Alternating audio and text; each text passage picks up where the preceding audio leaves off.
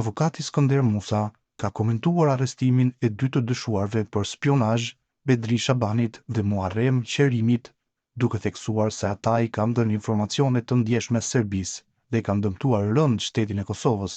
Sipas tij, të dy të arrestuarit kanë pasur qasje në informata të rëndësishme shtetërore dhe kanë shpërndarë të dhëna me rëndësi strategjike për sigurinë kombëtare.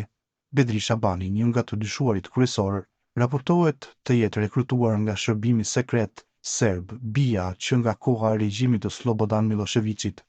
Pavarësisht të kaluarës së tij, ai ka arritur të punësohet në doganën e Kosovës, një institucion kyç për sigurinë ekonomike dhe kufitare të vendit.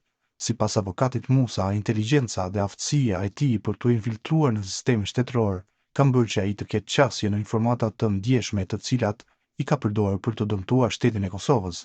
Nga ana tjetër, Muharrem Qerimi ka punuar në policinë e Kosovës në sektor të ndjeshëm dhe ka arritur të marrë certifikatën e sigurisë e cila i ka mundësuar qasje në dokumente konfidenciale. Musa thekson se edhe ai ka shpërndarë informacione të ndjeshme për Kosovën, duke krijuar një rrezik të madh për sigurinë kombëtare. Është shqetësuese se si këta persona kanë depërtuar në institucione të më të rëndësishme të vendit dhe kanë pasur qasje në informacione strategjike. Kjo tregon nevojën për masa më të rrepta të verifikimit dhe mbikëqyrjes në institucionet shtetërore, tha avokati Musa.